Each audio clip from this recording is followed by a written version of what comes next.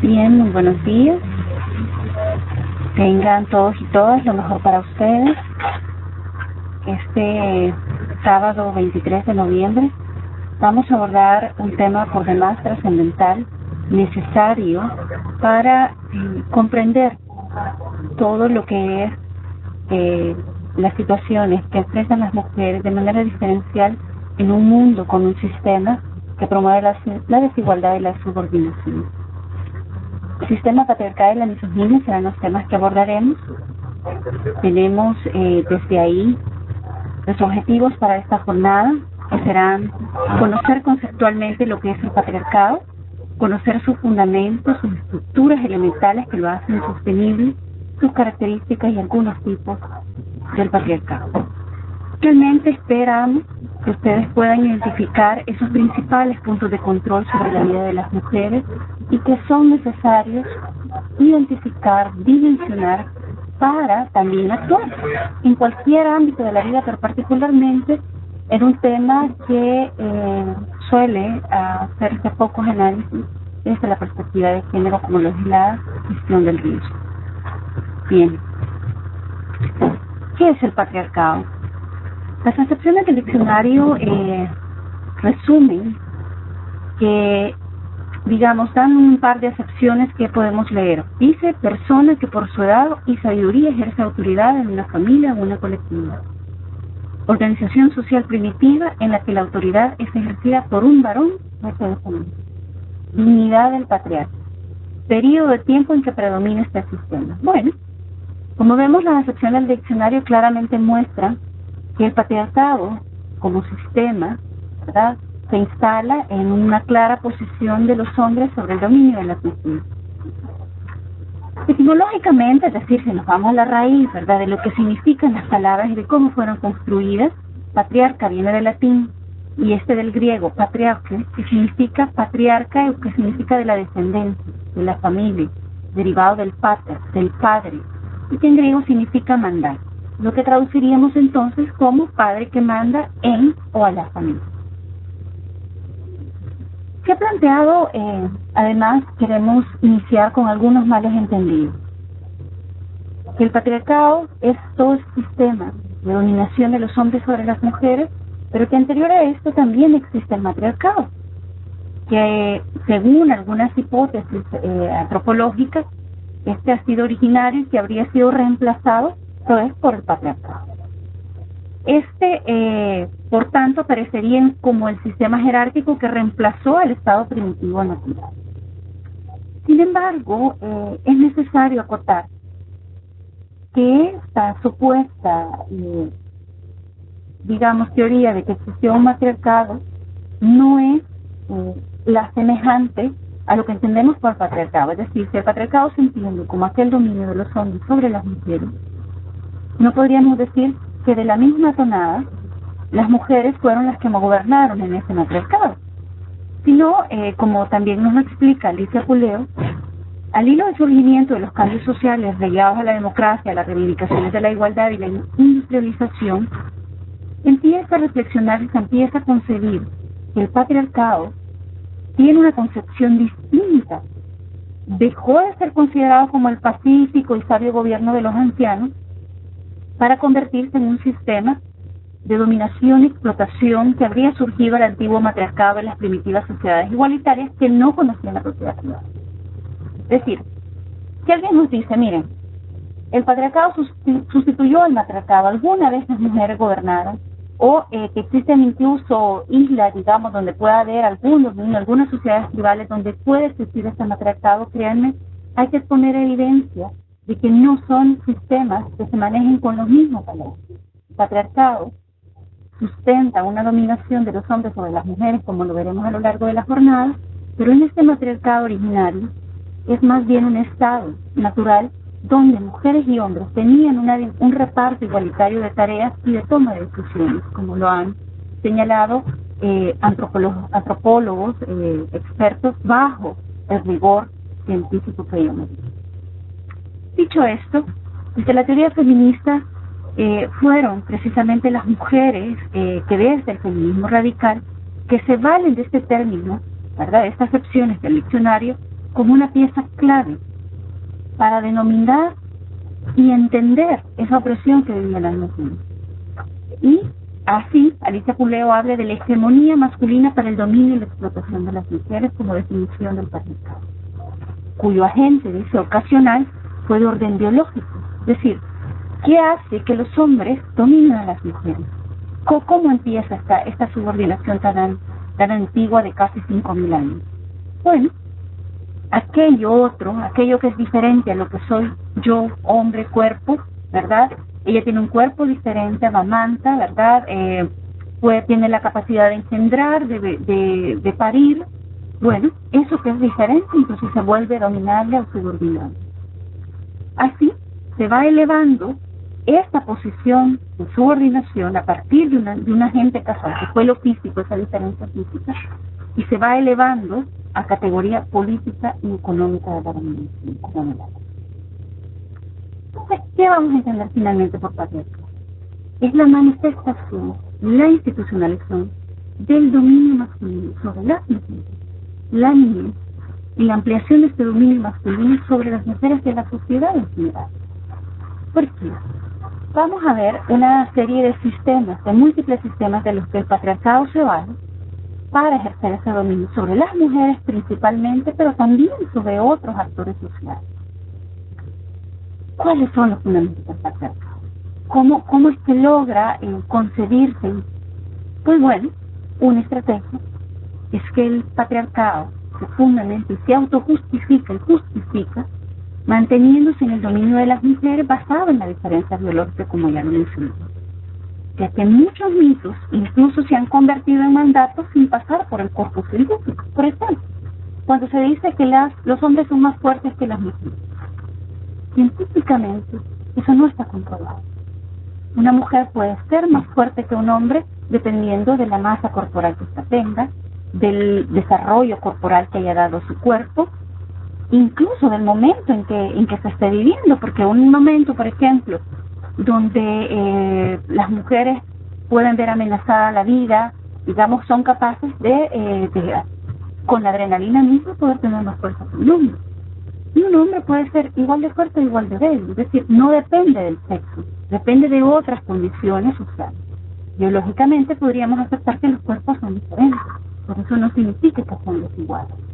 Entonces, ¿qué pasa? Se asume esto como este mito de que las mujeres son débiles y a partir de ello se construye un mundo desigual. Y ahí tiene un ser que las tareas, ¿verdad?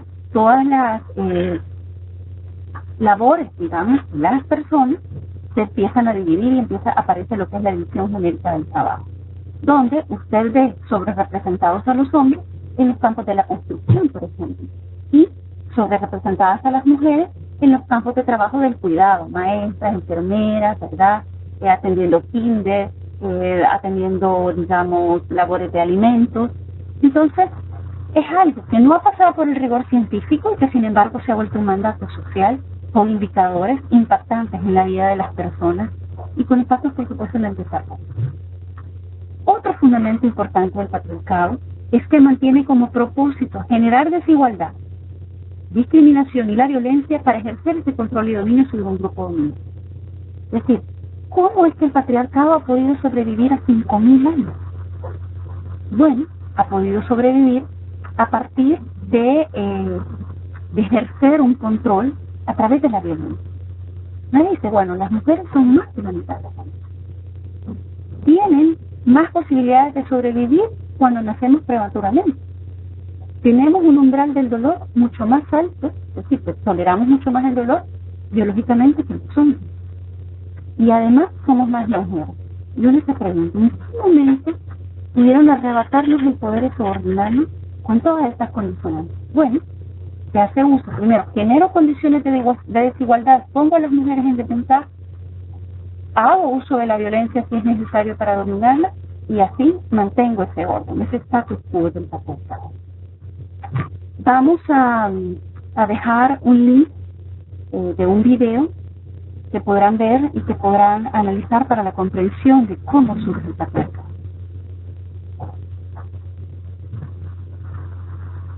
Bueno, otra fundamento del patriarcado, a partir de lo que ya vimos en el video, es la supuesta inferioridad biológica. Vamos a ver. En base a estos supuestos se atribuye a las mujeres una imagen de fragilidad, vulnerabilidad, de enfermedad. Vean ustedes, por ejemplo, la realidad nacional. Tenemos un hospital de maternidad. Maternidad no es una enfermedad, es un hecho natural de la vida, es la reproducción. Y sin embargo se le denomina hospital, porque se considera además que es una enfermedad. Cuando las mujeres, por ejemplo, tienen su periodo menstrual, es una cosa también natural y parte del desarrollo del cuerpo de las mujeres, se dice que andan enfermas, ¿verdad? Se suele atribuir de que las mujeres, bueno, somos las que más consultamos en salud, ¿verdad? Aunque no atendemos, digamos, y atendemos la salud familiar, entonces se atribuye que las mujeres somos más enfermas, somos más débiles, más frágiles, ¿ya? Entonces, ¿qué pasa? ¿Cuál es el resultado? A partir de esta aseveración, de esta supuesta inferioridad biológica, las mujeres necesitan protección, ¿verdad? Porque no son seres autónomos o autosuficientes para generar su protección. Además, ¿verdad? Por ejemplo, podemos ver casos como, ¿verdad? La mayoría de las personas, hombres y mujeres, trabajan duramente todos los días, en la casa, en el campo, en el trabajo, y sin embargo hay una idea de que las mujeres están hechas para la casa, ¿verdad? Vamos a ver en los territorios, por ejemplo, cómo las mujeres asumen el trabajo del cuidado y sin embargo no tienen reconocimiento ni valoración económica por ese trabajo, ¿verdad? Luego tenemos una supuesta inferioridad moral, ¿verdad? Este es otro fundamento importante del patriarcado, ¿verdad? Las mujeres son consideradas, primero, hay como dos grandes líneas que tomamos. ¿Somos Eva o somos María? ¿Verdad? Somos Eva, ese cuerpo peligroso, ¿verdad? La caja de Pandora, Lilith, ¿verdad? Somos las mujeres malas que provocamos, ¿verdad? Que llamamos a los males de la humanidad. Por ejemplo, cuando ustedes leen la historia de Pandora, ¿verdad? Pandora, ¿verdad? Se le denominó esa caja donde salen todos los males para el mundo, era una mujer, ¿verdad? Usted ve, por ejemplo, ese libro histórico, El martillo de las brujas, el Maleficus Maleficae, ¿verdad? En Alemania, en la Edad Media, donde era un manual de cómo podía identificarse que las mujeres poseían al demonio y por lo tanto debían ser exterminadas. Con, por ejemplo, prácticas donde el manual decía de que para confirmar si esta mujer estaba poseída por el mal, había que inseminarla, y si no quedaba embarazada de esa violación, entonces entendía que el demonio estaba dentro. También hay muchos, vemos en la literatura, por ejemplo, muchos poemas, la literatura de la Edad Media incluso, hablaba de que las mujeres éramos al mal, las bestias que nunca se sacian, y una cantidad de atributos de maldad sobre las mujeres. Pero por otro lado, ¿verdad? Hay otro, en este binomio, hay otro que es que somos maridos, ¿verdad? Que la modernidad es quien más lo ha dejado acentuado, ¿verdad? La idea de la mujer virgen, la mujer madre abnegada, ¿verdad? Donde las mujeres pueden ceder cualquier derecho para los demás, ¿verdad? Y ahí aparece, ustedes ven todo el marketing que se genera en el Día de las Madres, ¿verdad? Madres en la ayuna, y nos colocan en el epicentro, ¿verdad? Del cuidado y de la familia, porque yo puedo vivir sin un padre, pero no puedo vivir sin una madre, ¿verdad? Se nos carga todo eso y se dice, bueno, las mujeres tienen que quitarse el pan de la boca por darse a los hijos. Entonces hay una inferioridad moral siempre frente a los hombres. Si no, vean ustedes cómo los dobles paramos. Pónganse, por ejemplo, ustedes una cosa cotidiana.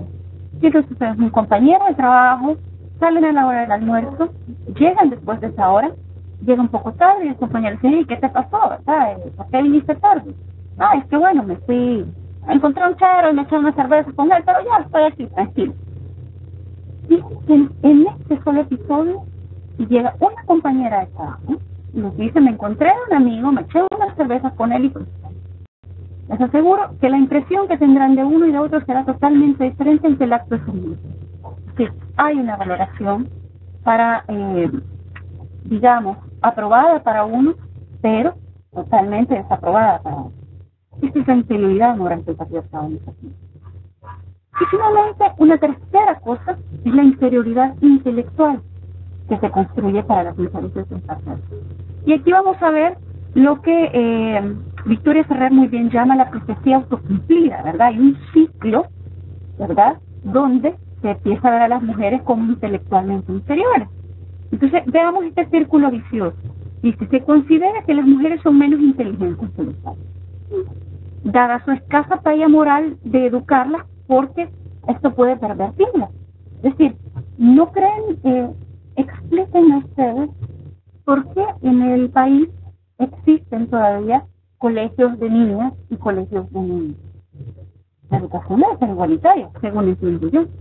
Sin embargo, sobre todo en los colegios religiosos, está esta segregación. ¿Por qué? Si nos preguntamos una justificación válida, saldrá la evidencia de que a las mujeres se les debe educar diferente, porque deben estar educadas para otras cosas. Porque si se les da la educación igual que a los hombres, esta puede arruinarlas o pervertirlas. De hecho, no es casual que en El Salvador hayan surgido escuelas mucho tiempo después para las niñas que para los niños. Y por ahí tendrán también entre sus documentos el libro de la misoginia, ¿verdad? El Salvador entre la institucionalización y la misoginia, que podrán leer y donde podrán recorrer la historia de la educación frente a estas cosas. Bueno, se nos educa menos porque consideran que nos permiten. Se veta entonces el acceso de las mujeres a la educación si en una familia de 7 hijos se tiene que decidir quién va a ir a la escuela. Créanme, la decisión que toma esa familia es priorizar que vayan a la escuela los niños. Porque las niñas, bueno, dicen, ¿para qué? O sea, lo que necesitamos es que aprenda a echar tortillas, que le ayude aquí en la casa a su mamá, o incluso si un adolescente dice, yo quiero ir a la universidad, se instala, digamos, toda una serie de justificaciones para evitarlo. Vas a conseguir novio, vas a conseguir una panza, o sea, nunca se suben las mujeres para la educación. Finalmente, al vetar el acceso a la educación, al no estar educadas las mujeres, ¿verdad? Las mujeres son ignorantes y por lo tanto, entonces se les considera que son menos inteligentes que nosotros. ¿Ven cómo este círculo se va cerrando, ¿verdad? Y usted ve todo también, toda una cotidianidad que refuerza todas estas inferioridades morales, biológicas e intelectuales, ¿verdad? Vemos anuncios, por ejemplo, de una cámara fotográfica, dice, mire, esta cámara, por ejemplo, detecta sonrisas, detecta ojos rojos, identifica la luz, tiene un buen encuadre. Esta cámara es perfecta para hacer cosas. Una manera de decirnos que somos menos inteligentes, ¿verdad? Ahora bien, las características del sistema patriarcal.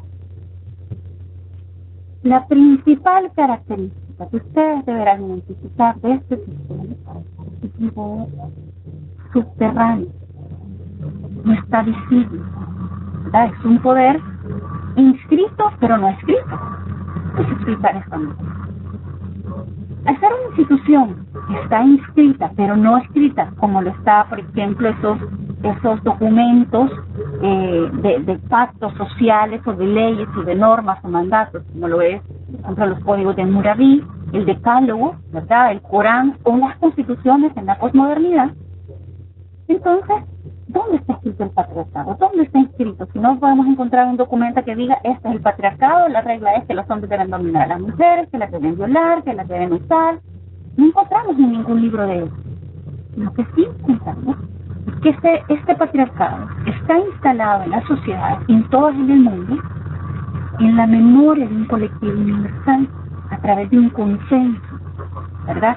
Es un pacto entre hombres que no está dicho, es el pacto no escrito, ¿verdad?, entre los hombres. Voy a poner un ejemplo.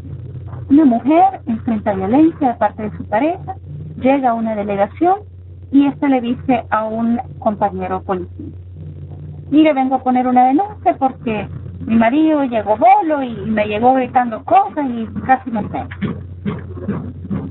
La respuesta que reciben muchas de las mujeres es, ¿y usted qué le dice?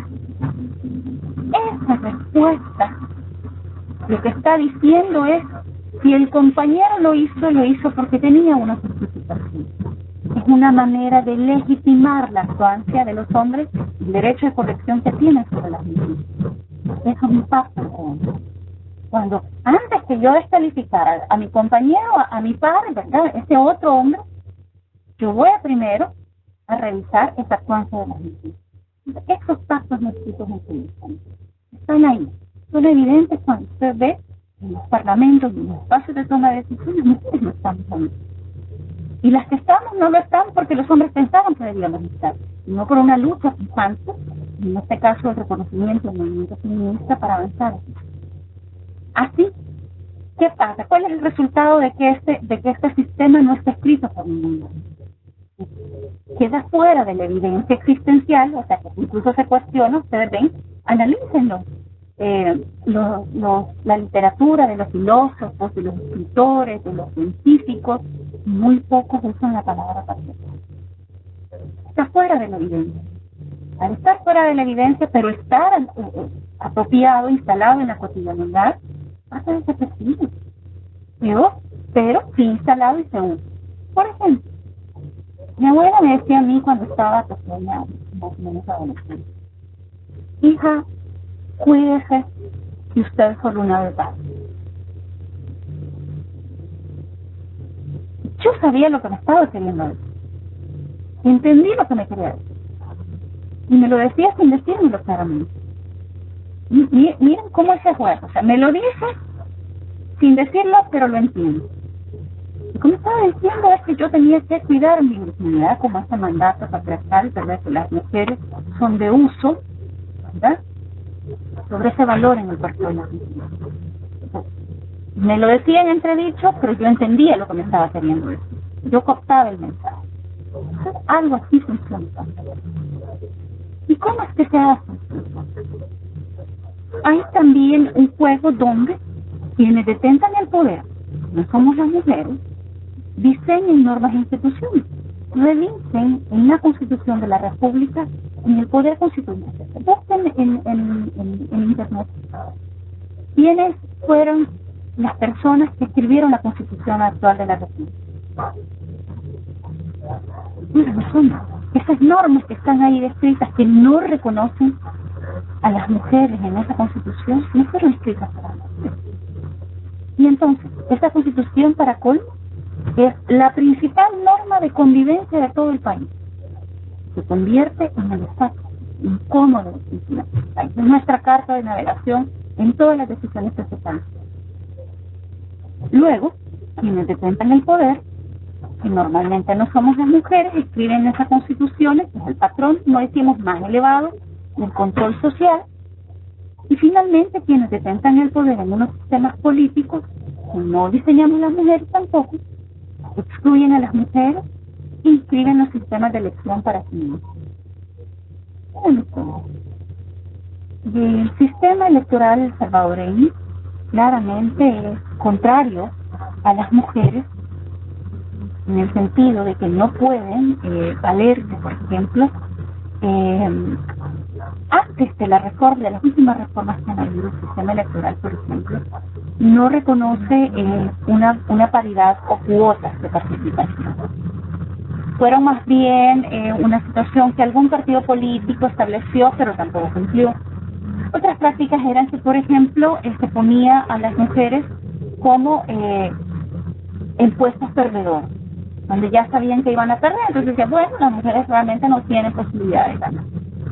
Otra trampa es ponerlas como en puestos, por ejemplo, de diputaciones, como propietarias, y poner a un hombre de suplente.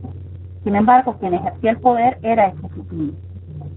Hay un montón de trampas que podemos ir descubriendo sobre la participación de las mujeres.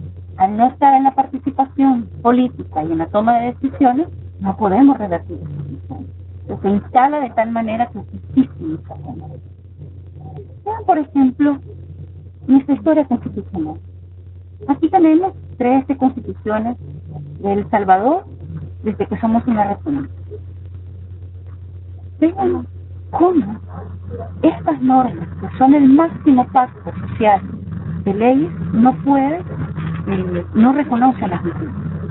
Desde 1824 hasta 1945, la Constitución no reconocía como ciudadanas a las mujeres. Es hasta la Constitución de 1950 donde se reconoce el voto para las mujeres, pero era un voto restringido. Es decir, en las elecciones de 1952 las mujeres pudieron votar, pero solo podían hacerlo aquellas que fueran mayores de 21 años, que fueran casadas y que supieran leer y escribir. Es decir, no eran todas las mujeres las que podían decidir tomar decisiones. Y si ustedes leen estas 10 constituciones que les negaron la ciudadanía a las mujeres, el derecho al voto y una cantidad de derechos, se van a dar cuenta cómo hablan de que El Salvador es un Estado democrático y representativo. ¿Cuál es el mensaje? Que la democracia no siempre está peleada con la desigualdad. Y en eso hay que ser mucho más. Vean lo que decía la Constitución, nuestra primera Constitución. Son ciudadanos todos los salvadoreños mayores de 21 años que sepan padres de familia o cabezas de casa, que sepan leer y escribir o que tengan las propiedades que definen la ley. ¿Cómo dijeron los ciudadanos? Bueno, lo son. Ahora bien, otra de las características del patriarcado. Ya vimos que es un poder inscrito pero no escrito. La masculinidad hegemónica y universalidad. En la masculinidad hegemónica, claro, es decir, que construye, son como los quienes hacen vivo el patriarcado, los hombres, ¿verdad? Como su principal agente, universalizan un modo de ser, y ese modo de ser es personal. Y la universalización de la masculinidad. Por ejemplo, ustedes tienen ahí una figura del libro de la historia universal. En las clases de sociales, yo leí este libro. Y si ustedes lo revisan, hay apenas 2 o 3 historias de las mujeres. Los demás son la historia de los hombres. Y sin embargo, el libro dice la historia universal, pero solo cuenta la historia de los hombres. Si por ejemplo vemos la historia, digamos, de la independencia, ¿a cuántas mujeres próceres nos podrían nombrar? Seguramente que muy pocas, o ninguna. ¿Será que no existieron? ¿Será que en una lucha por la liberación y por el Estado republicano, una historia de república, de liberación, pudo hacerse sin las mujeres? Bueno, también. Lo que pasa es que esa historia no está contada. Bien, así, lo masculino, ¿verdad?, se vuelve como aparentemente neutral. En el lenguaje es muy claro. Buenos días a todos, ¿verdad? Y entonces alguien dice, bueno, pero hay mujeres. Sí, pero es que cuando decimos a todos vamos a entender que son las mujeres, ¿verdad? Entonces, ¿qué pasa? A partir de los hombres se permite la representación de las mujeres, desconociendo que son seres distintos, pero no desiguales. Entonces, quienes aparecen representando al mundo son los hombres, son quienes tienen voz para nombrarlo y para construirlo, ¿verdad? Celia Amorós considera que el patriarcado y el sistema sexo-género como sinónimo ya que sostiene Celia, ¿verdad?, que un sistema igualitario no produciría la marca de género. Es decir, cuando ustedes vieron en sus clases anteriores sobre la categoría sexo-género, uno se pregunta, en un mundo que sea igualitario, ¿tendríamos que hacer esa distinción? La respuesta es que no. Porque en un mundo igualitario no importa si eres hombre o eres mujer, tenés los mismos derechos. Entonces, esa segregación que hace el género como categoría de análisis que tuvo que ser a partir de un sistema patriarcal que es desigualitario. Si no, no tendría razón. La oposición entre lo masculino y lo femenino asociada a la opresión de las mujeres y al dominio de los hombres en las relaciones sociales, las normas, el lenguaje, las instituciones y las formas de gobierno. Este es otro dato también. Se suben que otra manera en que el patriarcado también se va estableciendo es creando mundos dicotómicos.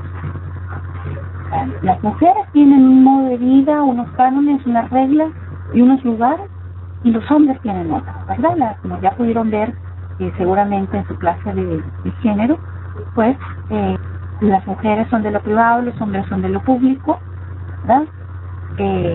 Incluso prácticas que van dicotomizando este mundo, como por ejemplo, cuando se dice en México había una fuerte situación de acoso sexual en el transporte público, y entonces se decide sacar una ruta solo para el uso de las mismas. De una manera, pues la acción merecía a partir de proteger a las mujeres. El punto es que lo que nos estaban diciendo es a las mujeres, bueno, las vamos a proteger porque los hombres son violentos y no podemos evitar que sean violentos. Y no es posible una convivencia con ellos sin que lo sean. Es un mensaje muy fuerte en ese dicotomismo que también el patriarcado nos plantea. Bueno, la universalidad, ¿verdad? Pese a que los pactos siempre son entre hombres, el patriarcado establece jerarquías entre los mismos, ¿verdad? Hombres, e instaura un poder del reconocimiento, ¿verdad?, como poder. Al reconocer, clasifica y organiza rangos. ¿Se recuerdan que les decía? El patriarcado permite que los hombres dominen a las mujeres, pero también otras esferas y otros actores en la sociedad. Entonces, el patriarcado se constituye como un poder que clasifica y segrega a las sociedades, discriminando ciertos grupos que se alejen a ese hombre, ¿verdad?, que dijimos es universal, como ya pudieron ver ustedes también en el video. Pues entonces no todos los hombres, no son todos los hombres los que participan del poder, sino solo aquellos que pertenecen a ciertos grupos sociales dominantes masculinos. Así, el paradigma de lo humano es el varón blanco, rico, en edad reproductiva, sin discapacidades físicas, heterosexual, judío-cristiano, y esta persona que tiene esa clasificación es el que tiene el punto máximo en la jerarquía establecida por el patriarcado. Por supuesto, las mujeres no somos parte de esa jerarquía porque constituimos lo otro, ¿verdad? De ahí que la subordinación se define siempre en función del varón, ¿verdad? La discriminación es una categoría relacional. Yo soy discriminada frente a otro que es aceptado. Voy a poner un ejemplo. Una mujer que comparte su condición de raza negra o afrodescendiente con un varón de su misma categoría, es decir, un hombre también afrodescendiente, estos dos, frente al máximo de jerarquía que establece el patriarcado, ¿verdad? ¿Quién de los dos creen que va a ser más discriminado? El hombre afrodescendiente y la mujer afrodescendiente. ¿Verdad? Entonces hay toda una serie de clasificaciones del patriarcado. Otra categoría del patriarcado es que es inamovible y ajustable, aumentaría. ¿Qué es inamovible? Vean ustedes, aunque la sociedad ha ido cambiando, en 5.000 años no tenemos las mismas sociedades en ningún lugar del mundo. Incluso las mismas sociedades tribales han cambiado. Bien, con todos esos cambios políticos, culturales, económicos, ambientales, incluso de múltiples crisis, usted ve como una constante en todos ellos, o sea, países que han transitado de un modelo económico a otro, que transitamos del modelo, digamos, antes, previo al capitalismo, eran patriarcales, viene el capitalismo y es patriarcal, es decir, es una constante. Entonces subyace, inscrito, porque como decíamos, está instalado en el colectivo social, en la mente humana, desde miles de años, ¿verdad? Ocurrió incluso antes de la formación de la propiedad privada y de la sociedad de clase. Pero al ser una convención cultural y social está sujeta a la ratificación, reforma y sustitución social. Claramente las sociedades han ido validando este sistema de dominación, pero hay que tener mucho cuidado. Que no podemos decir que el patriarcado es ahistórico, es decir, que siempre ha existido y que por lo tanto quizá nunca podamos erradicar. El patriarcado sí es histórico. Hubo un punto en el que yo, como ustedes ya lo pudieron ver en el video, ¿verdad? Es una institución que ha ido adaptando a las diferentes etapas del pasado de la humanidad, sigue vigente, ¿verdad? Y es una manera en que se instala y se hace sostenible. Entonces a veces uno puede pensar que eso no es radical, sí lo es. Hay sociedades que han transitado sociedades más igualitarias y el patriarcado ha tenido que ceder mucho. ¿De qué sistema se nutre el patriarcado entonces para hacerse tan sostenible en el tiempo y en todos los lugares? Primero, el primero y el más elemental son los sistemas sociales. el sistema de opresión en el que las mujeres, ¿verdad?, como eso otro, ¿verdad?, son diferentes y por lo tanto desiguales. Un sistema clasista, ¿verdad?, no solo de que las mujeres son diferentes, sino de que además quienes tienen menos también son diferentes, que se genera una opresión. Con las mujeres, cada sistema opresivo del patriarcado es mucho más. Por ejemplo, la mortalidad materna, las mujeres, o sea, usted no podría decir que las mujeres, incluso que tienen una posición económica estable, financiera o de clase alta, podrían morir de parto. Eso son los menos que mueren por situaciones relacionadas con el parto y el embarazo, son las mujeres pobres. Bien, son las que tienen la menor acceso a la educación, son las que tienen mayores índices de desnutrición, las que tienen menores o nulos ingresos, y por supuesto las que tienen menos acceso a capital político como lo es la tierra. Entonces, este sistema de clase genera una opresión de desigualdades en función de la clase social, ¿verdad? Y tenemos algunos datos, por ejemplo, del acceso, de los motivos más importantes por los que las mujeres no pueden acceder, ¿verdad?, a atención médica. Las mujeres mencionan, por ejemplo, el acceso a servicios de salud. Pues claramente ustedes interpretan esta gráfica como aquellas mujeres que tienen menos acceso a salud.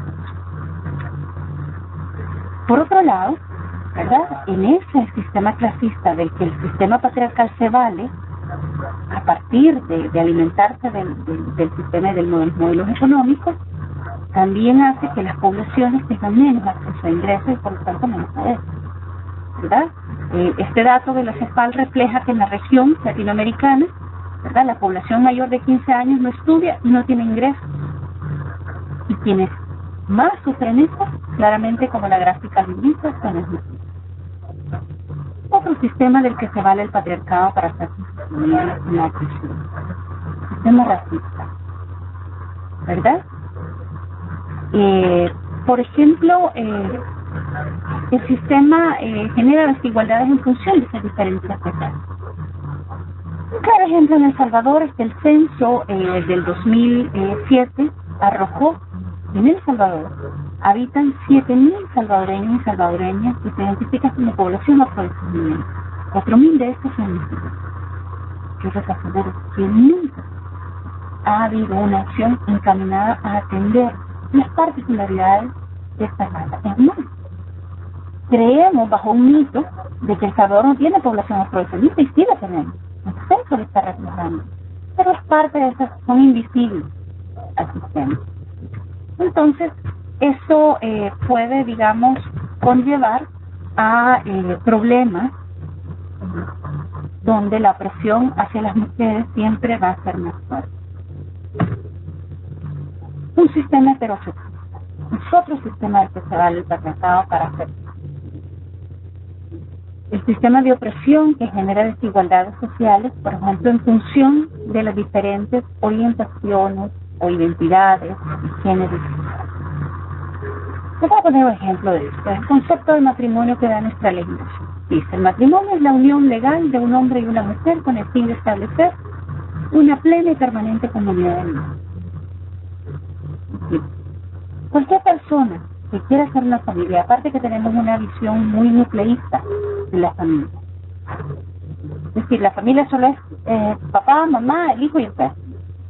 Este es el grupo privilegiado, aunque es el menor grupo. Solo el 33% de la población ocupa esa construcción nuclear de familia. El resto de la población tiene familias bien diversas y son igual de válidas y son igual de familias y no están desintegradas necesariamente. Entonces, cuando se dice que solo el hombre y la mujer, así decidido claramente, pueden establecer una familia y que además reafirmen en un artículo de que la familia es el grupo social permanente constituido por el matrimonio y el que tiene legitimidad y derechos, excluye cualquier otra posibilidad. Entonces, ¿qué pasa? Solo las personas heterosexuales son las que tienen ciertos privilegios frente a otros que tienen otras opciones, otras decisiones, otras identidades. ¿En razón a qué? Bueno, claramente una discriminación en un sistema opresivo. Otro sistema, el sistema adultocentrista, un sistema de opresión que genera desigualdades sociales en función de las diferencias de la edad. Si considera que la niñez, primero, son seres inacabados, están deshumanizados. Por ejemplo, cuando todavía se pide que ante una denuncia de un niño o una niña se requiera que llegue un adulto a rectificar y que llegue un representante legal, lo que nos están diciendo es que ese niño o esa niña es menos ciudadano o menos ciudadana porque no tiene derecho a dirigirse a la autoridad, tiene que hacerlo a través de otra persona. Y eso no es cierto. Un niño puede dirigirse a la autoridad, es un derecho que está ratificado por la Convención de los Derechos Humanos. Sin embargo, esa constante deslegitimación y invisibilización hace que se nulifiquen sus derechos. La juventud. Los jóvenes lamentablemente entraron a la agenda de este país por el tema de la violencia. O sea, si no tuviéramos los índices de violencia en los jóvenes, probablemente este Estado no se hubiese acordado que tiene jóvenes en el país y que son la mayoría de la población. Parte del sistema. Y dice que además no hay oportunidades para los jóvenes y particularmente para las jóvenes. Según la CEPAL, se requieren 12 años de escuela formal para poder tener acceso a un empleo formal en América Latina. Somos un tercio de la población juvenil y solo un cuarto logra de 0 a 5 años según la ONU. Claramente un sistema construido para los jóvenes y no para las otras ciudades. Un sistema educativo excluyente, ¿verdad? La brecha educativa también es cualitativa, es decir, a qué tipo de educación acceden hombres y a qué tipo de educación acceden las mujeres, adultos y jóvenes, ¿verdad? También hay un fuerte componente de detección y atención de la violencia en las mujeres jóvenes sobre las que pocas. Tenemos aquí este dato también de la CEPAL en la región. Vean cómo es evidente que los jóvenes son quienes están en el sector más pobre, tienen empleos precarios, son jóvenes jóvenes, ¿verdad? Claramente está que son la mayoría. Ese sistema educativo excluyente, como ya vimos, ¿verdad? Bueno, vamos a ver ahora lo que son los tipos de patriarcado. Por un lado están los patriarcados de la corte. Esta forma en que el patriarcado se instala mediante las leyes, por ejemplo, estipulan por medio de normas constitucionales sancionadoras, ¿verdad? Si usted no se comporta como lo mandatos este patriarcado, ¿verdad?, puede hacer justificable el uso de la violencia para hacer que se mantenga ese status quo.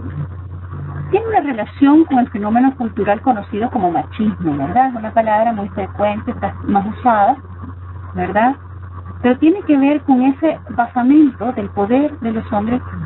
Tiene una cosa muy cotidiana, es cuando usted está en una reunión social, de repente llega una pareja y el señor dice, buenas noches, ¿verdad? ¿Cómo están todos? Les presento a mi esposa. ¿Qué está diciendo esa hombre? Ella no se presenta sola. Presento yo, parte de mi presentación. Esta práctica de que primero le sirven al padre, o que le dejan el plato más fuerte, ¿verdad? O que le dejan la comida más abundante al padre, es parte de este machismo, ¿verdad? Y es algo que está ahí instalado. El uso y abuso del poder es parte de ese patriarcado de coerción en cualquier ámbito y generalmente a través de la violencia, ¿verdad? Un hombre puede ejercer violencia con su pareja si está desobediente. Y por ejemplo, en este vamos a ver algunos ejemplos. Cuando en algunos códigos hablaban del derecho de corrección que tienen los hombres sobre las mujeres, ¿verdad? O sea, constantemente en las audiencias, mujeres víctimas de violencia por parte de parejas se les pregunta, ¿verdad? Se les empieza primero a medir si ellas eran buenas mujeres, buenas madres, buenas esposas, ¿verdad? Porque, ¿qué pasa? Si ellas salen de ese rol mandatado, ¿verdad?, de esa desobediencia, entonces hace legítimo y entendible que él haya usado la violencia para hacerle entrar en ese rol. Entonces, este uso y abuso del poder que tienen los hombres es parte de este patriarcado de la comunidad. Hay otros patriarcados, ¿verdad?, que son, se considera, digamos, como los patriarcados del consentimiento, ¿verdad? donde de igual manera, ¿verdad? Aparentemente, ¿verdad? Se abusa de poder, pero de una manera un poco menos visible, ¿ya? No está una ley que mandate de que los hombres pueden golpear a las mujeres, pero, digamos, se incita a ciertos roles a los hombres, ¿verdad? A través de imágenes atractivas, de mitos poderosos vinculados a la comunicación. O sea, por ejemplo, cuando tú dices, esa campaña de ese champú ego, ¿verdad? Dice, los machos somos nosotros, ¿verdad? Una manera de decir, bueno, yo quiero de cuestionar mi masculinidad, necesito usar un champú que se llame ego, y además, cuidado yo con usar un champú que huela bonito, que tenga flores, no usa la violencia, pero sé ciertos paradigmas, ciertos roles.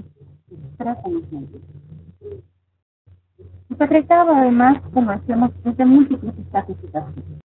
Es un patriarcado directo cuando la relación de subordinación es entre una mujer y un hombre de su misma categoría, ¿verdad? O superior, ¿verdad? Por ejemplo, ¿verdad? Cuando una mujer, digamos, por ejemplo, la hija frente a su padre, la trabajadora frente a su empleador o entre sus compañeros. Es, digamos, un patriarcado directo. Pero es indirecta o simbólica, dice, cuando la subordinación de la mujer se da en relación a un varón perteneciente a una categoría inferior. ¿Ven? Por ejemplo, ustedes, no es solo un tema de un poder evidente como podría ser el jefe, ¿verdad? Mi jefe, pues claramente tiene un poder, yo soy su empleada, subordinada, él paga mi salario, él aprueba mis tareas, etc. Sino que, por ejemplo, podemos ver cómo el patriarcado también se instala de manera menos evidente, pero está con mujeres que son jefas, que tienen compañeros hombres como subalternos, y que sin embargo, estos subalternos, a pesar de ser subalternos de manera jerárquica, incluso juntan más todo el tiempo. Por ejemplo, no hacen caso a sus mandatos, siempre terminan con un desdén frente a las órdenes que se les da, y eso, por ejemplo, lo vemos en instituciones muy masculinizadas como la Policía Nacional Civil. Las mujeres que están cansadas de jefatura tienen muchas dificultades para hacerse personal de hombres que realmente tomen en serio su autoridad, ¿verdad? Incluso te dicen, fíjate que me mandaron una mujer policía, ¿verdad? Hay una descalificación sobre eso, ¿verdad? No es lo mismo. Entonces, es lo que llamamos el patriarcado. Bueno, ¿cuáles son las estructuras fundamentales del patriarcado? ¿Cuáles son esas instituciones? ¿Cómo hace para instalarse? ¿Y por dónde entra? Bueno, la primera institución es la familia patriarcal. Recordemos que la familia es el primer escenario donde las personas nos construimos, ejercemos aprendizajes y entendemos el mundo, y a partir de eso interactuamos con él. Ahí se nos enseñan las primeras palabras, vemos los primeros pasos. Entonces, el sujeto de poder en la familia es el hombre. La familia es esencialmente femenina, pues las mujeres son las transmisoras de los valores. Hay esa frase que dice, mira, pero es que las mujeres tienen la culpa, si las mujeres son las que reproducen el machismo. Y quien le enseña a los niños a no llorar es la mamá, cuando le dice, no, usted niño, usted no llora, ¿verdad? Los niños no lloran. Cuidado, que las mujeres reproducimos el efecto patriarcal, pero no lo generamos. O sea, no es un sistema que nos beneficie a nosotros. Entonces, según la teoría feminista, nos volvemos agentes del patriarcado. ¿Quiénes son las agentes del patriarcado? Son aquellas que están construidas por el sistema patriarcal para hacerlo sostenible. Voy a poner el ejemplo. Cuando usted tiene en su colonia, en su comunidad, una vecina, la típica vecina que está tras de la cocina siempre espiando, la fulanita, miren, pero llegó a las 11 de la noche, vino con otro, y le viene con otro, claro. Esa que está siempre vigilante de lo que hacen otras mujeres. Esa es una gente del patriarcado. El patriarcado lo ha construido para entender y atender los mandatos que deben establecerse en este proceso. ¿Y qué pasa a las mujeres si no son agentes del patriarcado? Se vuelven disidentes. El patriarcado entiende que si no cumple sus mandatos, esos roles de vigilancia hacia otras mujeres, Entonces se vuelve disidente, y al volverse disidente yo puedo enfrentar la violencia. ¿Por qué creen que preocupa tanto a esas mujeres lo que hacen otras? Porque quien va a cuestionárseles es a ellos. ¿Por qué ellas no se dan ese status quo? Y eso pasa, por ejemplo, con las mamás. Las mamás que andan diciéndole a la hija, fíjate, ¿verdad? No andes con otro, no te pongas ese piercing, no sabes cómo te vas a hacer un tatuaje, ¿verdad? ¿Por qué? Porque el patriarcado le va a pedir cuentas a él. ¿Cómo educarse a esta hija para este sistema? ¿Verdad? Si ella no lo hace, se va a convertir igual en una mujer mala, ¿verdad? En una mujer fácil, en una mujer loca, en una mujer puta, en una mujer zorra, ¿verdad? Etcétera, cuánta cantidad de cosas. Y pueden, a partir de que ya no eres una buena mujer, si ya no es la María, ya no eres María, ¿verdad? Pasas a ser Eva y por lo tanto está legitimado el uso de la violencia para corregir. ¿Verdad? Esas son las a veces se dice, mira, las mujeres son más crueles que los hombres, sí, pero es que las mujeres, como mecanismo de sobrevivencia, tienen que hacer lo que dice el patriarcado o lo van a pasar bien. Bueno. Entonces, otra institución sobre la cual el patriarcado se instala es a través del Estado. El Estado, ¿verdad? Como ese ente, ¿verdad? Político, jurídico, ¿verdad?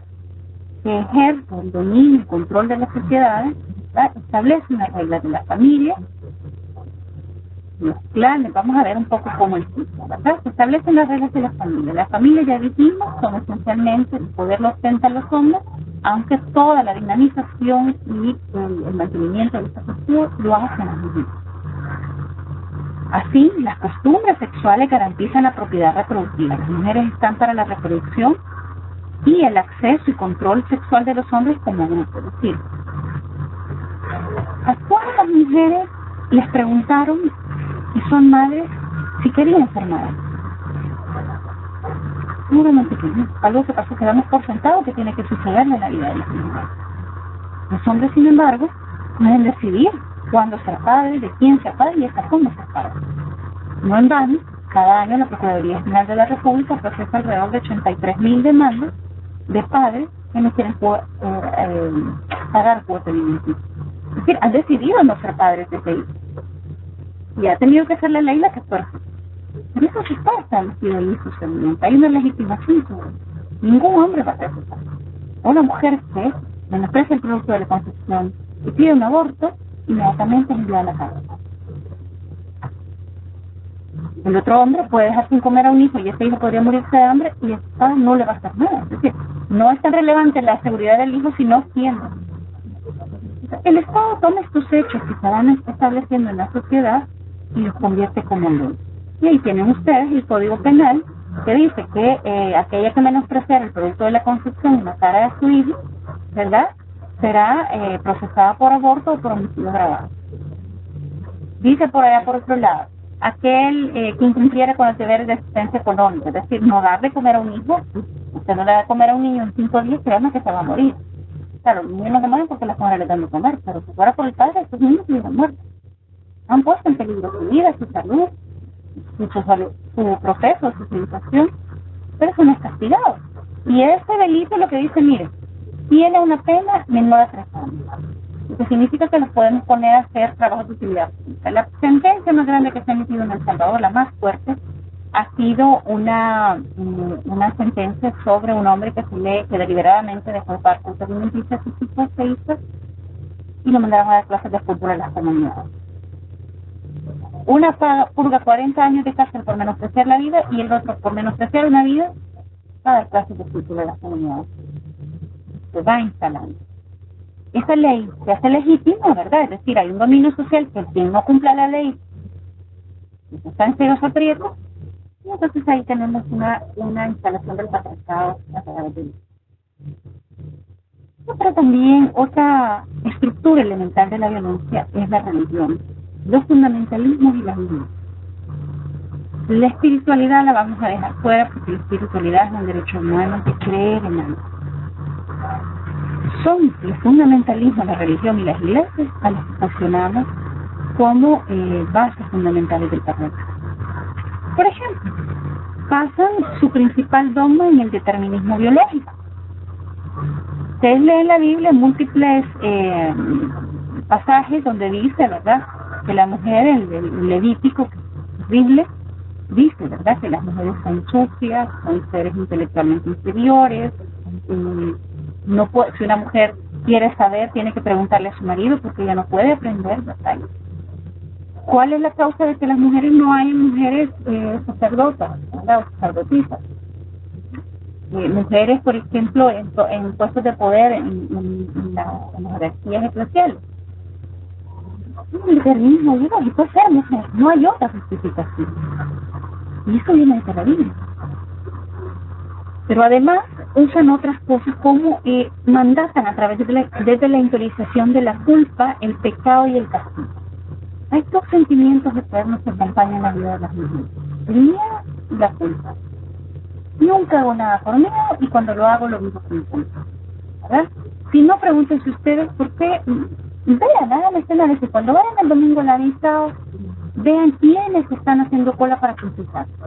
¿Quiénes son las mujeres? Entonces llegan a misa, se quitan el sombrero, se sientan en la banca, pero pocas veces se confunden. ¿Recuerdan que las mujeres se les consideraba moralmente inferiores? Pues es una prueba de ellos también.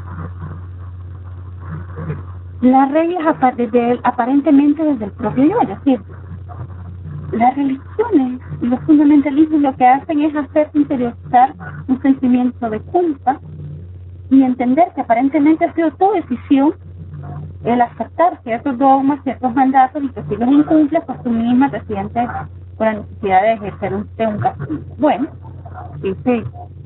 eso realmente no es tan cierto. Que hay toda una constelación social, ¿verdad?, que orilla a las mujeres y a las personas en general a cumplir esos cánones, ¿verdad? No es tan cierto que los tengamos tan interiorizados. También, ¿verdad?, nos hacen creer en un mundo, en la espera de un mundo de felicidad, solo para que ellos se comulguen con esos dogmas. Mira, el reino de los cielos está para los que se han portado bien. O sea, de entrada no somos iguales. Los que se portaron mal, aunque existe el perdón, pero el reino no es para ellos. Las mujeres, como somos moralmente inferiores, bueno, incluso en la religión nos enseña con menor propiedad para sentirnos parte de ellos. Finalmente, que las religiones, los fundamentalismos y las iglesias tienen una alta tradición, pronunciándose sobre todo lo relacionado con la sexualidad para la dominación. Es decir, ¿por qué para la dominación? Porque usted va a hablar a las iglesias pronunciándose sobre el tema del aborto, sobre el uso del condón, pero usted no va a oír a las iglesias pronunciándose, por ejemplo, sobre, por ejemplo, la mortalidad materna, ¿verdad?, los embarazos forzados, o, por ejemplo, nunca las oyó pronunciarse en la Edad Media sobre los cinturones de castidad. Entonces, solo se pronuncian sobre aquello que tenga que ver con la dominación de las mujeres. ¿Y cuáles son los mandatos de fe que se proponen para las mujeres desde la religión? La abnegación, ¿verdad? Las mujeres tenemos que ser abnegadas, recatadas, obedientes y siempre perdonadas. Cuando hemos tenido experiencias de mujeres que se acercan a las iglesias y cuentan que sus parejas las golpean, las lastiman, generalmente el pastor dice, bueno, pero tenés que perdonarlos, ser más obedientes, servirle mejor, ¿verdad?, tenerle la cena caliente, cocinarle lo que a él le gusta, ¿verdad? Acuérdate que Dios, Jesús, la Biblia, ¿verdad?, las enseñanzas nos dicen que si te pegan una mejilla tenés que poner la otra, ¿verdad? La obediencia, ¿verdad? Si ya sabes que a tu marido no le gusta que te pongas esa ropa, pues no la uses, ¿verdad? El recato, ¿verdad? A la iglesia se viene, ¿verdad?, no mostrando el cuerpo, ¿verdad?, peligroso, y abnegada, ¿verdad? Ante todo, vos tenés que ser para los demás, ¿verdad? Esos son los mandatos. Esa es una clara renuncia a los derechos, pero no son mandatos que se establezcan sobre los hombres. O sea, los hombres no dicen, mire, usted tiene que ser abnegado, ¿verdad? Usted tiene que ser recatadito, ¿verdad? Cuidado y andar con usted. O obediente, ¿verdad? Mire, obedézcale a su esposa, ¿verdad? O el perdón, mire, su esposa le hizo infiel, perdónenle, ¿verdad? Ponga la otra mejilla. A los hombres no les dicen eso. Claramente hay también una estructura que ayuda y contribuye a que el patriarcado se instale. Bueno, mercado y la economía. En ningún modelo económico el patriarcado puede ser tan feliz, tan bien instalado como en el modelo capital y neoliberal. La propiedad privada marcó un antes y un después en la donde los medios de comunicación, la publicidad y la información juegan un papel determinante. en la instalación de sus mandatos, ¿verdad? La violencia simbólica, ¿verdad? Donde se coloca siempre a las mujeres como objetos sexuales o como madres abnegadas. Y cuando somos objetos, los objetos no tienen derechos, ¿verdad? Las computadoras ahorita no tienen derechos, son de uso. Cuando se nos reduce a objetos de placer, de venta, de marketing, perdemos toda calidad de derechos y estamos deshumanizados. Finalmente, el fenómeno de la moda, ¿verdad?, que invade la concepción de los valores morales y estéticos, que tienden a acercarse al modelo del valor bursátil. Es decir, una mujer va a ser exitosa en tanto se acerca a este modelo instalado por el patriarcado de mujer bonita y exitosa, delgada, pelo lacio, ¿verdad?, blanca, maquillada, ¿verdad?, cuidado y tenga arrugas, cuidado y esté gorda, ¿verdad?, cuidado y sea una mujer con muruchita, ¿verdad?, cuidado con eso. Va estableciendo unos modos de vida para las mujeres para acercarse a ese paradigma. Un hombre pocas veces va a ser descalificado por estar bien panzón, ¿verdad?, y va a decir, ese hombre quizás es menos inteligente, no, eso no lo contratemos muy panzón, ¿verdad?, pocas veces en un empleo. Pero si vamos a contratar a una mujer, eso requisita esfuerzo. Finalmente vamos a ver los puntos de control del patriarcado. Junto con estas categorías que se encuentran en la política sexual, es básicamente el punto máximo de control del patriarcado sobre la vida de la gente, y es donde mejor se expresa toda la ciudadanía. Y estos puntos sobre el cuerpo de las mujeres son, por un lado, la política sexual. El patriarcado es una política sexual.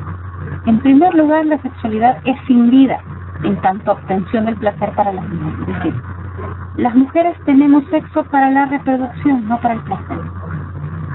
Háganse una pregunta. ¿Qué prácticas sexuales están permitidas para los hombres? Usted puede mencionar una cantidad, ¿verdad?, que ellos pueden estar con sus parejas, mujeres o hombres. Y si usted le pregunta a las mujeres, ¿qué prácticas puede hacer sobre la vida de las mujeres, por ejemplo, en la sexualidad? Ellas apenas le pueden mencionar una o dos, ¿verdad? Quizá el misionero, ¿verdad? Y párele de contar, porque las mujeres no tienen que pensar en clave de placer, sino en clave de reproducción, ¿verdad? Por ejemplo, ustedes ven incluso los objetos sexuales, ¿verdad?, las revistas, etcétera, nunca están pensadas para el placer de las mujeres. Y por ejemplo, cuando se estudia la anatomía humana, miren, es increíble. Hemos hecho preguntas cuando tenemos grupos de hombres y les preguntamos, ¿sabe usted en qué parte del cuerpo se encuentra el clítoris? Y hay incluso algunos que dicen que está por acá, otros que no saben. No conocen el cuerpo de las mujeres, porque no piensan en ellas para dar placer, piensan en ellas para sentir placer. Esa es una parte de una política, ¿verdad? Luego, la permanente insatisfacción del propio cuerpo de las mujeres, ¿verdad? Si yo soy pelo liso, pues quiero ser pelo. Si yo soy muy blanca, pues quiero broncearme, ¿verdad? Si yo soy gruesa, pues quiero ser delgada, ¿verdad? Constante las mujeres, y aparece todo un mercado de esto, ¿verdad? Que hace el botox, que la lipo, ¿verdad? Y toda una cantidad de cosas. Entonces dice Beatriz Jiménez, una mujer que no se gusta a sí misma no puede ser libre. Y el sistema se ha preocupado de que las mujeres no lleguen a gustar a sí mismas. Cada vez te dicen, mira, usted cómo tiene que usar medias, usar tacones, ¿verdad? Usted no puede andar en lino, usted no puede andar con el lino, usted no puede andar sin maquillarse, ¿verdad? Todo una instalación de un modo de ser de las mujeres para que se sientan. O sea, cuando yo decido maquillarme, cuando le dicen a una mujer, usted tiene que venir maquillada, pero están diciendo su cara tal cual es, no es bonita, se genera una insatisfacción. Entonces nunca los mandan a maquillarse para estar en su traje como demostradora en un banco, ¿verdad? Bueno, la violencia sexual es otro de los puntos de la política sexual del patriarcado, ¿verdad? Vean en esta gráfica sobre quién se ejerció la violencia sexual. Sobre los hombres, sobre las mujeres. Claramente sobre las mujeres. Y además, cuando se ejerce sobre los hombres, se ejerce sobre los hombres en la niñez y en la adolescencia, es decir, cuando son cuerpos apropiados. La erotización de la dominación es parte también de la política del patriarcado. Vean estas imágenes que lo cuentan. Ahí tenemos a Dolce y Gabbana, ¿verdad? Haciendo alusión a una violación tumultuosa, ¿verdad? esa perfume, ¿verdad? En medio de los senos de una mujer. La marca esta, ¿verdad? ¿Qué prefieres ahora? ¿La experiencia o la inocencia, verdad? ¿Las quieres maduras, verdad? ¿O las quieres jóvenes? ¿Verdad? Se empieza a repromover un modelo en el que los hombres se les vende un marketing para sentir placer a partir de que dominan a las mujeres. ¿Eh? Y otro que quizá es el más castrante para la ciudadanía de los derechos humanos, la maternidad forzada. ¿Verdad? Primero, las mujeres tenemos el mandato de ser madres a toda costa, ¿verdad? Ya tenés 30 años, no has tenido hijos, y te va a dejar el tren. Ay, hijita, mira, aunque sea, tener un hijo, aunque sea con cualquiera, no importa, pero tener un hijo, ¿verdad? Somos seres a partir de ese país, ¿verdad? Somos además madres de todas y todas, ¿verdad? Somos las que andan no solo cuidando a nuestros hijos, sino que también cuidamos a nuestro marido, ¿verdad? Ya comiste, papito. Mira, papito, ya no te me estás así. Ahí te dejé la ropa en la cama, planchado. Ahí te dejé servir. Y no solo con nuestros maridos, con el cura, ¿verdad? En la iglesia, con el líder comunitario, ¿verdad? No hay que llevarle café a don Tito, ¿verdad? Que él ahí anda bien atañado, pobrecito, ¿verdad? Somos madres siempre de todo. Incluso somos madres hasta de nuestras propias madres. Fíjense, ¿verdad? Les andamos diciendo qué hacer, ¿verdad? No coma esto, para dónde va, para dónde viene, ¿verdad? Es decir, este mandato de tener, al ser estar ocupadas en esa maternidad, nuestros derechos y nuestra autonomía están equilibrados. ¿Sí? Somos mujeres, somos cristianas, ¿verdad? Madres solo hay una, ¿verdad? Y aquí está toda una serie de incluso de privilegios sociales frente a la maternidad, ¿verdad? Muchas mujeres, incluso en grupos focales que hemos hecho, dicen que mientras estaban embarazadas eran tratadas diferentes. O sea, les alcanzaban unas días, les estaban de comer mejor. O sea, era un proteccionismo. Por primera vez se sentían tratadas como humanos. Antes de estar pariendo o de ser madres eran tratadas diferentes. O sea, hay una validación de las mujeres. Otro punto de la política sexual del patriarcado, la heteroimposición, ¿verdad? Ya dijimos que la heterosexualidad, ¿verdad? Obligatoria y como parte del contrato sexual, ¿verdad? Es obligatoria y necesaria para la continuidad del patriarcado, ya que expresa la obligatoriedad de las mujeres de vivir de la convivencia entre varones y mujeres en tasas, ¿verdad? De masculinidad y feminidad numéricamente equilibradas.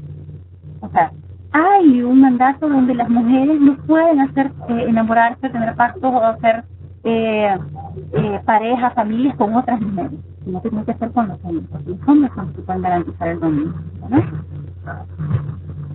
Y finalmente las herramientas, aparte de la política sexual, el patriarcado también tiene herramientas fundamentalistas, ¿verdad? Como son el matrimonio, las mujeres como el epicentro de la familia, ¿verdad? Y la división sexual del trabajo, ¿verdad? Donde las mujeres claramente están la segregación vertical y horizontal. Usted puede ver en el mercado de trabajo las tareas que ocupan o las áreas de la economía en las que están sobre representadas las mujeres, ¿verdad? Como ya dijimos, la cocina, la costura, ¿verdad? El cuidado.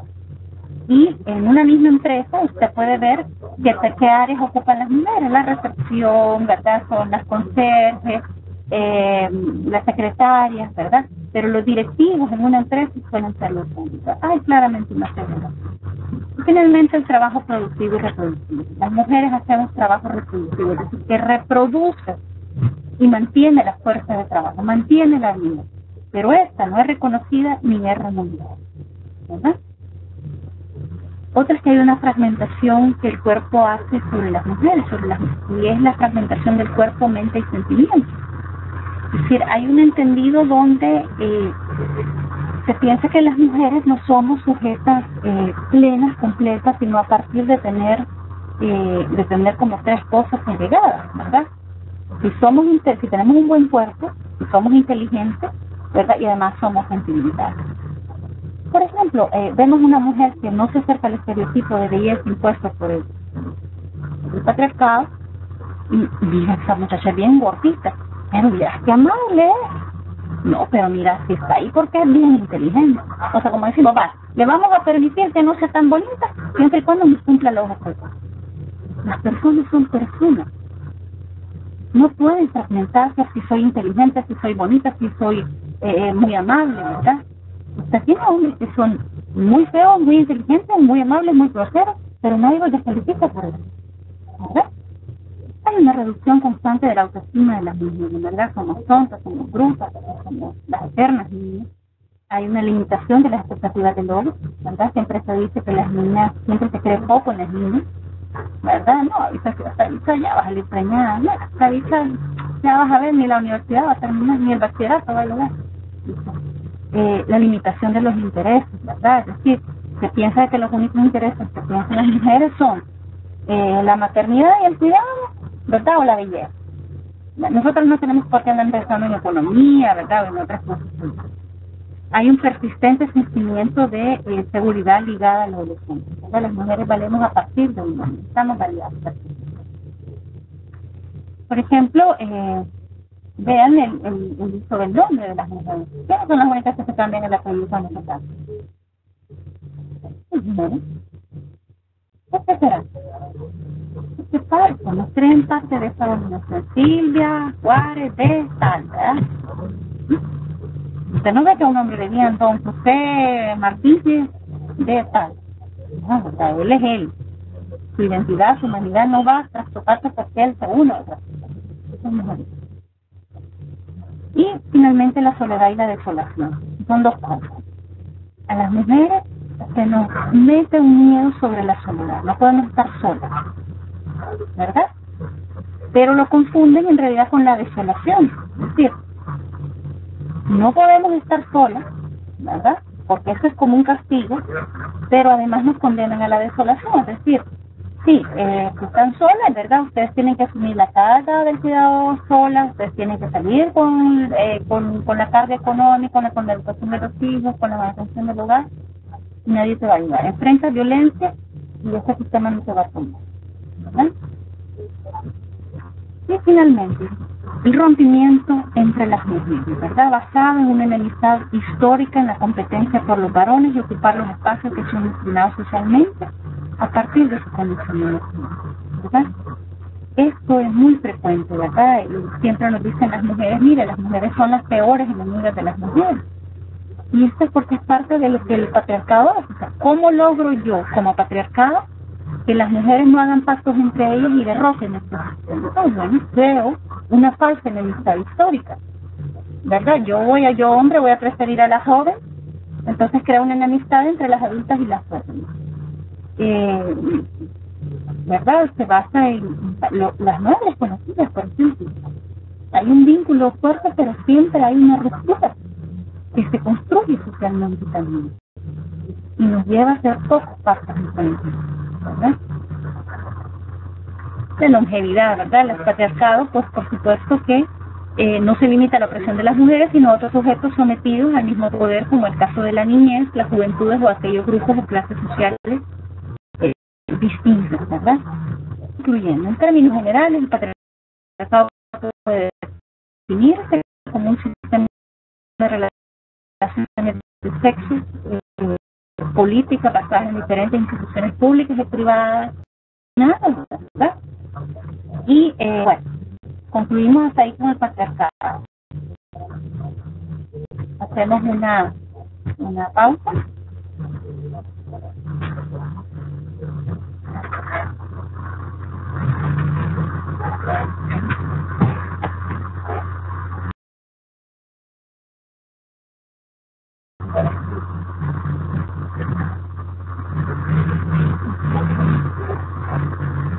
Bien, seguimos con nuestro tema, ¿verdad?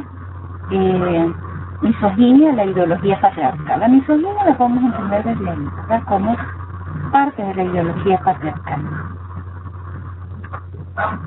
Tenemos, por ejemplo, la misoginia, ¿verdad? Es este concepto, ¿verdad?, de odio, rechazo, aversión y menosprecio de los hombres sobre las mujeres y en general hacia todo lo relacionado con el feminismo, por considerarlo inferior. Es una referencia hecha por Victoria Ferrer desde la historia de la misoginia. Vean claramente los elementos de esta definición. La actitud no es algo biológico, ¿verdad? Es una actitud construida, donde hay un sobrevalor, ¿verdad?, que se genera sobre los hombres y un disvalor que se genera sobre las mujeres, y pues sobre todo los femeninos. Por ejemplo, cuando se ejercen crímenes de odio contra hombres, por ejemplo, con prácticas o con identidades femeninas, por ejemplo, mujeres trans, hombres homosexuales que tienen una expresión de género femenino, ¿verdad? También suele asesinarse con mucha crueldad porque están diciendo, te estás comportando como algo que consideramos inferior, ¿verdad? La misoginia vista desde ahí tiene ciertas lo que ya veíamos de las superioridades biológicas, moral e intelectual que vimos anteriormente, y hay una construcción de argumentos para mantener eso, ¿verdad? Primero la filosofía, ¿verdad? Somos seres inacabados, las mujeres son las eternas niñas, ¿verdad? Tienen derecho de corrección sobre nosotras, siempre nos están controlando, siempre nos dice qué hacer, ¿verdad? Somos sujetas de protección, ¿verdad? Ustedes andan solas, no, ¿verdad? Yo estoy con mi hija y ustedes están solitas en la oficina. En lo que se refiere a Mario Gondro, ¿verdad? Entonces, siempre nos consideran seres inacabados. Por eso Marcela Lagarde habla de las mujeres somos las eternas niñas, ¿verdad? Siempre viviendo bajo el tutelado. En la política, ¿verdad? Hay un ser con un razonamiento diferente, ¿verdad? Las mujeres no están hechas para la política porque piensan con el corazón, porque son muy débiles, ¿verdad? Porque no tienen el magnetismo para jalar a las masas, ¿verdad? No tienen capacidad de ser líderes, etc. Y en la religión, desde ahí, somos seres impuros y moralmente reprochables. Todos estos tres digamos, argumentos, digamos, desde diferentes disciplinas, se basan necesariamente en la diferencia biológica, saltando, ¿verdad?, el corpus científico para validar esos prejuicios. Y entonces nos relegan al discurso de la domesticidad, ¿verdad? Somos seres para otros que viven para otros. Dice Ana Caballero, el argumento de la mayor concupiscencia de la mujer resulta ya insostenible. Y tampoco resulta coherente insistir en la mayor corrupción moral de las mujeres. Es decir, todo aquello que vimos en la Edad Media, del maleficar, de que somos seres malos, etcétera, dice, hoy en la posmodernidad este discurso ha ido perdiendo terreno, ¿verdad? Que las mujeres somos menos fuertes, menos fuertes. Pero entonces se empieza a transformar en otra manera. Es como el patriarcado se va regenerando y adecuando a cada momento. Y entonces dice, esta manera de ser impura, indolente y transmisora de enfermedades, una jerarquía que ha quedado mal, dice, se pasa a concebir a las mujeres, dice, como imprescindibles del hogar. En ella reposa el cuidado y el bienestar de los hijos. Es el ángel del hogar, ¿verdad? La reina del hogar, ¿verdad? Mi vida, hoy que vos te fuiste, esto era un caos, ¿verdad? Si voy a salir de viaje me preguntan, ¿y cómo va a ser con los niños? ¿Verdad? Si un hombre sale de viaje no me preguntan eso, ¿verdad? Usted ve todo el Día de las Madres, ¿verdad? Una lavadora, ¿verdad? Una licuadora, ¿verdad? Regálale una plancha a mamá, ¿verdad? Son ineficientes. Al mantenerlas ahí, digamos, se hace entendible, como vimos en la anterior diapositiva, de que necesiten protección, necesiten corrección, que no están afuera, porque si están afuera son moralmente reprochables, y que son seres que razonan para el cuidado, ¿verdad? Entonces ahí hay una nueva perspectiva. Esto es necesario, porque al relegar a las mujeres, al apartarlas de la exclusión, ¿verdad?, de todas las decisiones de la vida, por considerarlas inferiores, esto es menosprecio a las mujeres, ¿verdad? Y eso es misoginia. Entonces pasa como por tres etapas, como yo lo digo. Se deshumaniza a las mujeres. Es la primera etapa de la misoginia, ¿verdad? Arrastramos a las mujeres en la minusvalía desde la concepción de humana, ¿verdad? O sea, cuando, por ejemplo, a las mujeres se les dice que solo existen para parir, ¿verdad? Es decir, cuando, por ejemplo, el presupuesto de salud está cargado, sí, dice que en las mujeres, ¿quién más invierte? El presupuesto de salud es para ellas. Y cuando usted ve en que invierte, es en salud reproductiva. O sea, invierten en mí en tanto yo le esté dando, esté pariendo hijos. Es una manera de deshumanizarme. Porque yo tengo otras enfermedades que no tienen nada que ver con la reproducción, pero eso no es posible. Porque no les importa si soy ciudadana o no, les importa si voy a parir, ¿verdad? Es como deshumanizar. Luego la ciudadanía. Si no soy humana, por supuesto no soy ciudadana. Las mujeres quedamos atrapadas en una universalidad, ¿verdad? Y una negación de la individuación. Es decir, yo soy mujer, ¿verdad? Las mujeres todas somos iguales, todas somos lloronas, ¿verdad? Todas somos sensibles, ¿verdad? Todas somos delicadas, ¿verdad? Y en eso, a partir de que todas somos una sola mujer, desde este paradigma, ¿verdad? Todas somos madres, debemos ser madres, cuidadoras, pierdo mi capacidad de desarrollo personal.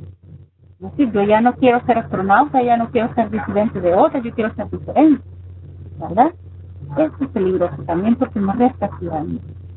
Y finalmente no soy humana, no soy ciudadana, no puedo participar en las decisiones y entonces estoy relegada, ¿verdad?, a la maternidad y al cuidado.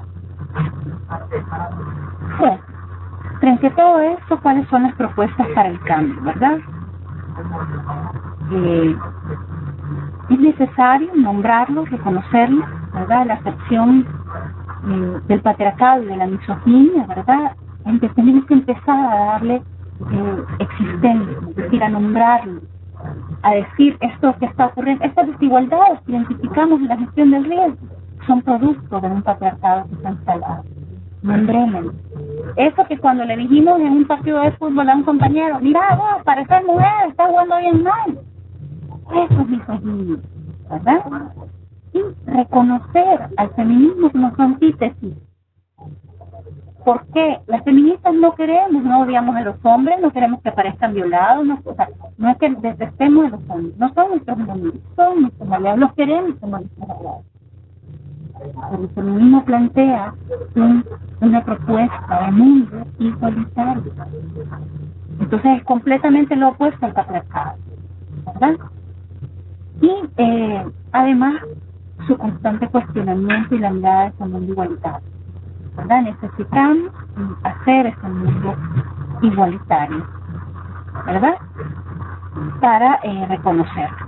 Bueno, las lecturas sugeridas para esta jornada, pues nos gustaría que pudieran leer El abordaje de la misoginia y la violencia contra las mujeres, que es la memoria de un seminario que se tuvo en el 2010, publicado en el 2011 por el MES y la Red Feminista, y lo pueden encontrar en el siguiente libro: El Salvador entre la institucionalización y la práctica misógina, ¿verdad? Es un libro que recupera, ¿verdad?, la historia de la educación, de la cultura y las artes y de la participación política sobre las mujeres. Y entonces ahí pueden leer sobre toda esta historia. Pueden incluso, hay una historia muy interesante sobre el Prudencia Ayala, ¿verdad?, y cómo estas prácticas misóginas de invisibilizar la participación política de las mujeres pueden hacerse. Vamos a dejar un par de ejercicios que van a encontrar en el espacio de las tareas, ¿verdad?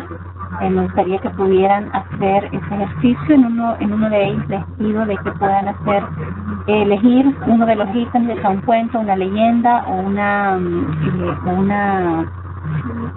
ley, un par de artículos que están ahí, y puedan identificar cómo se expresa el patriarcado en ese sitio.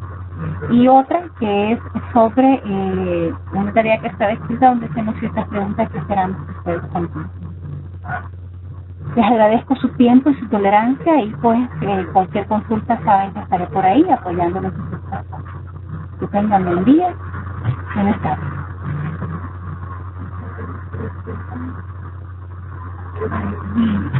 ¿Me acuerdo?